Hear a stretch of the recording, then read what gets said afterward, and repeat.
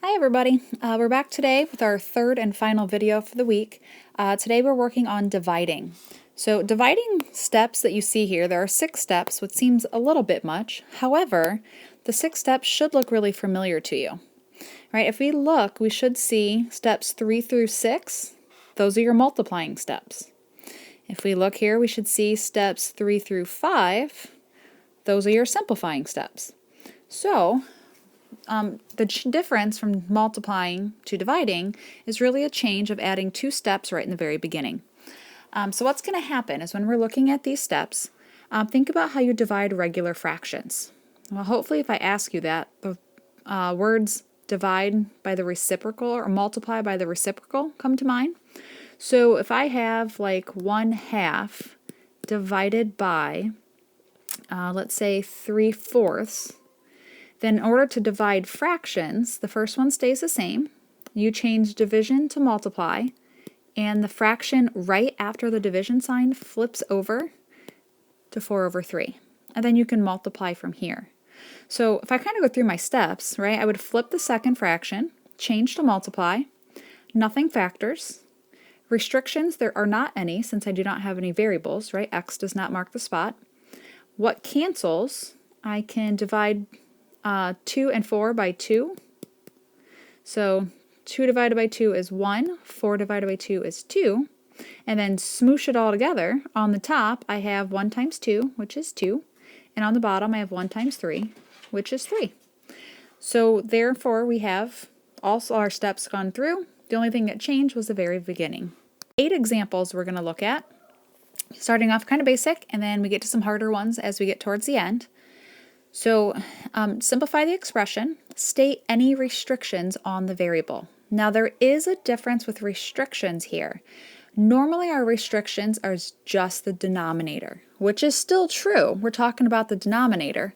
However, our restrictions on the denominators, you actually have denominators that change, right? The original problem has let's think about it this way. In the original problem, you can see it, but when I change my problem, right, my divide changes to multiply. So the first part stays the same. Its denominator doesn't change, right? Oh, that's a terrible 3. 8y to the 5th. And then the second fraction actually flips. So when that one flips over, the 20y to the 7th is now on top, and the 9x is now on the bottom. So if I look at the original problem, I would look at restrictions for my denominators. But then if I look at the very next step, I now have another denominator. So we need to take into consideration all of the things that end up as denominators, right? Because restrictions are answers that when we get into solving, and if I get x equals 3, that answer needs to not make a 0 in the denominator at any point in the problem. So from the very beginning, the initial problem, all the way through to the end. So I have to look and see, does my denominator change? And in this case, it does. So that's the only time, just in dividing, that I really have to pay attention to more than just the denominator, because I end up with something else that becomes a denominator when I flipped it over.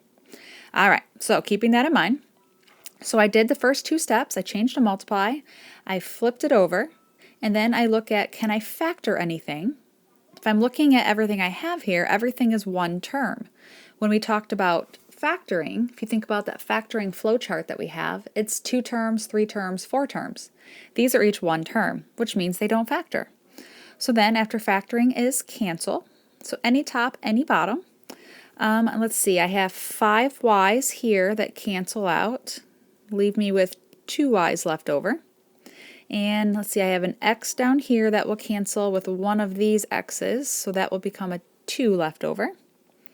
And I have a 3 and a 9 that I can divide by 3. So 3 divided by 3 is 1, 9 divided by 3 is 3. I have an 8 and a 20 that I can divide by 4. 8 divided by 4 is 2. Oops, sorry about that. I got too close to that. 2. 20 divided by 4 is 5. All right, the next step then Oh, I totally lost my restriction step, didn't I? Ha!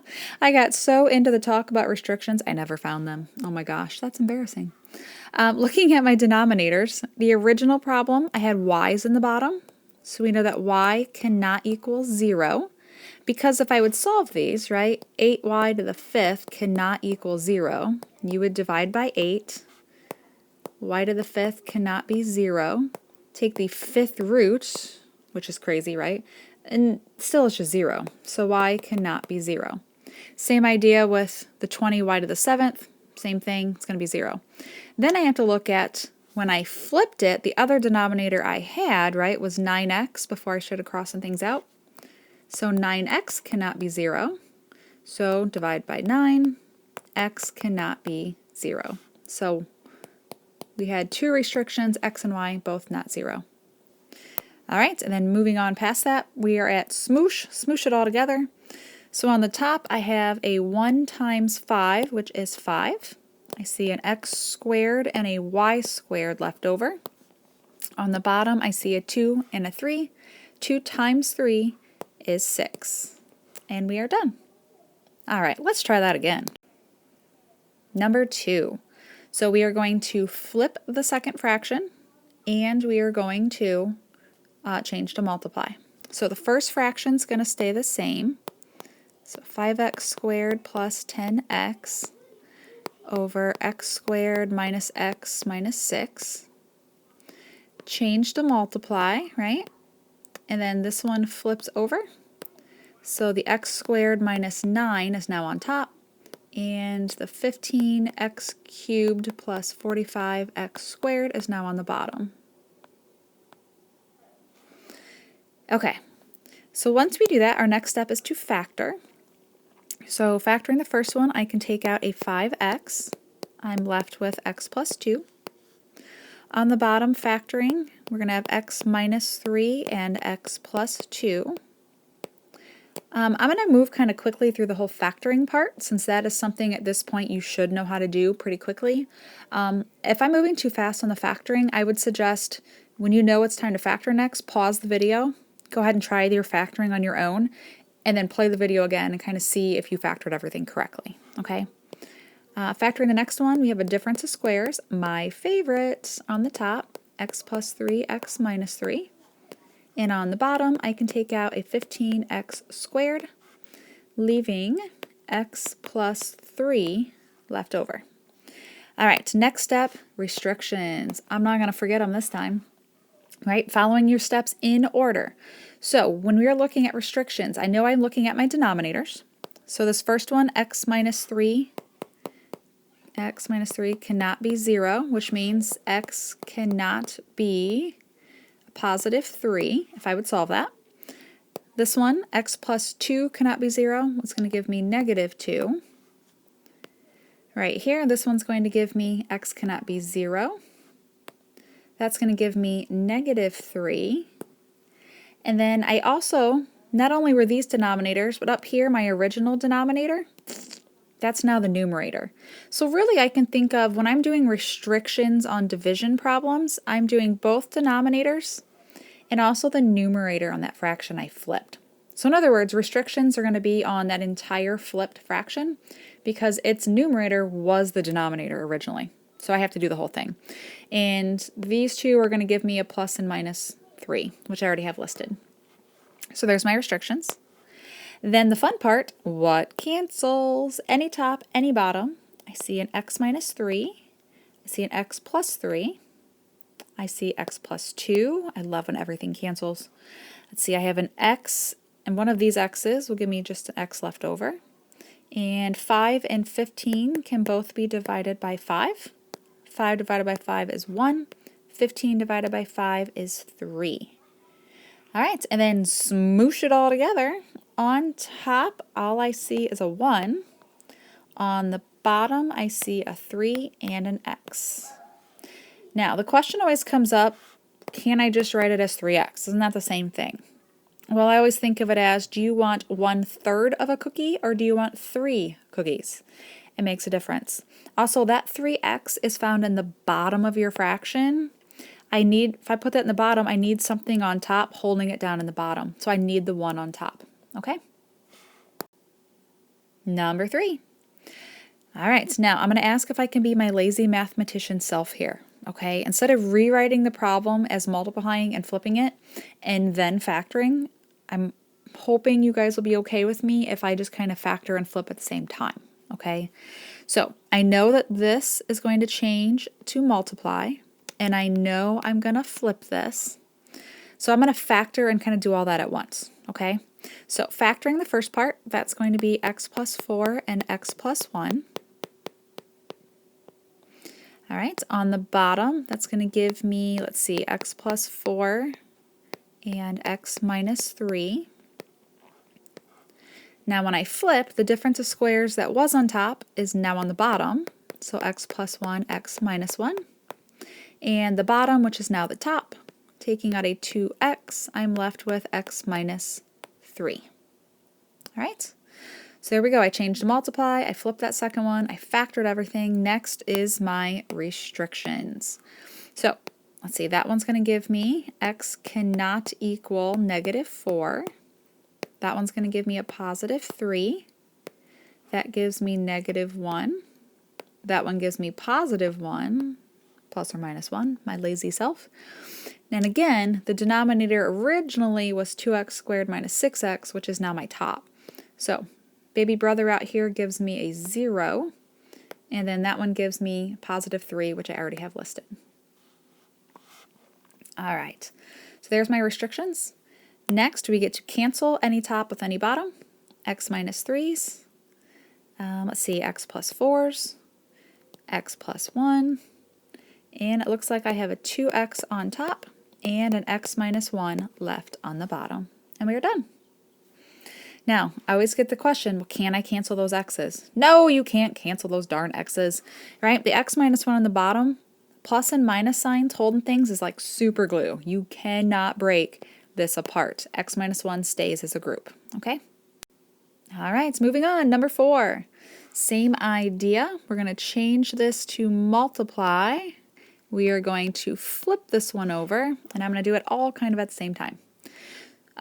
Looking at the first problem, though, I do notice that we have a problem. Do you see the first problem? It's not, the first fraction's not written in the right order. This should have been negative 3x squared plus 6x, right? It's not written in order. And the bottom should be negative x squared plus 36. They got to be written in standard form, which is highest exponent to lowest. All right, so as we get ready to factor, from the first one, I can take out a negative 3x, which would leave me with x minus 2. On the bottom, I can take out a negative 1. If that first term's negative, we have to take it out, which leaves me with x squared minus 36, which then I get really excited because those are my favorite. Factoring further, that's a difference of squares, x plus 6, x minus 6. All right, the next fraction, flipping over.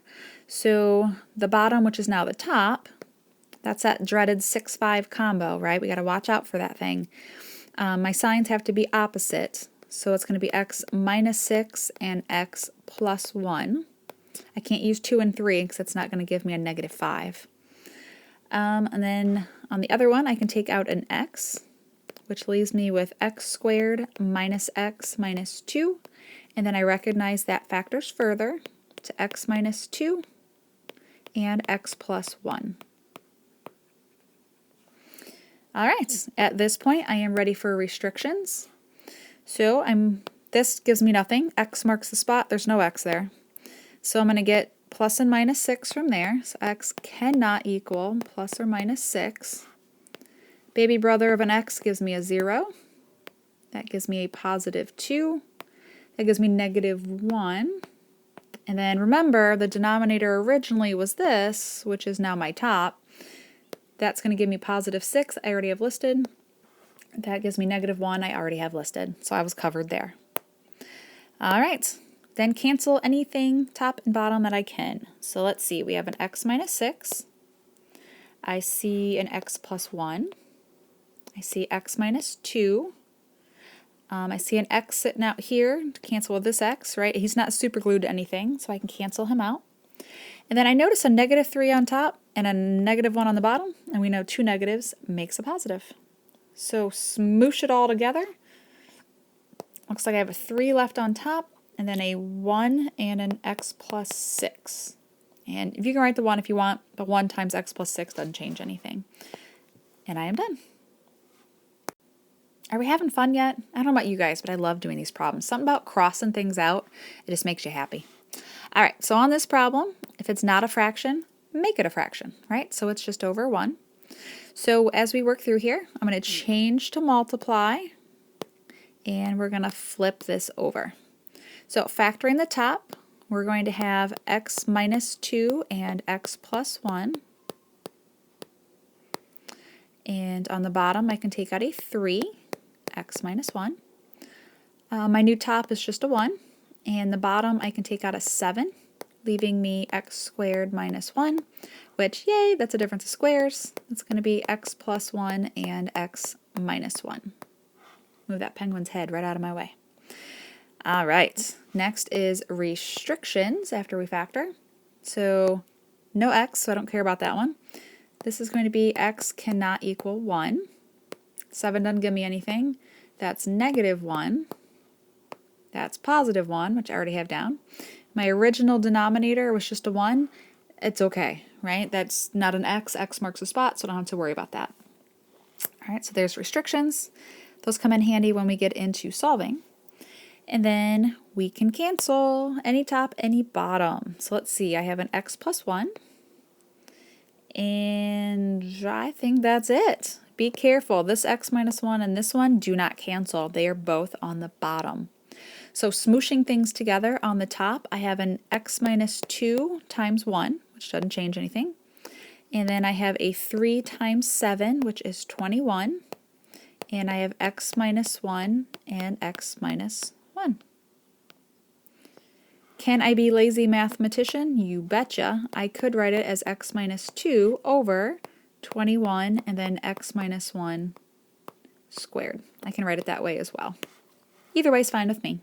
Okay, just so you recognize, though, depending on the quizzes, how it's listed, that you recognize that is the same thing. On number 6. Okay, number 6, it's also division. We're going to change to multiply. We're going to flip this one over. So on the top, we'll factor. Let's see, that's going to be 4x plus 1 and 4x plus 1. The bottom does not factor. That's just x plus 3. Change to multiply. And flip this one over. So the 4x plus 1 on top is now the bottom, and it does not factor. The bottom, which is now my top, I can take out 2x, and I'm left with x plus 3. All right, after I factor, I look at restrictions. This one's going to give me the x cannot be negative 3. This will give me negative 1/4. And remember, the original denominator is now on top, so baby brother gives me a 0, and then that gives me a negative 3, which I have listed. So make sure you get all those down. Negative 3, negative 1/4, and 0. Remember, and that bottom is now the top. All right, and then canceling anything I can. I see x plus 3's that cancel. A 4x plus 1, only one set from the top cancels with the bottom. So smoosh it all together. I have a 2x left and a 4x plus 1. Nothing's left on the bottom. Do not distribute that. That's why it says smoosh. I want them to be left in factored form. Next section, next week, when we get into those you will actually have to multiply at a certain point. But if it says smoosh, just kind of leave them unfactored, or factored, right?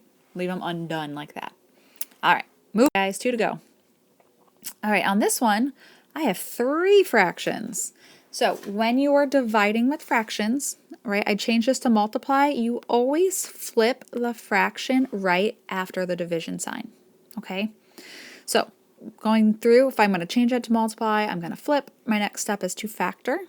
So x to the 4th doesn't factor. X plus 5 doesn't factor. 3x minus 5 does not factor. X does not factor. Flipping this one, the x plus 5 goes to the top, and then the 9x squared minus 25 actually does factor to 3x plus 5 and 3x minus 5.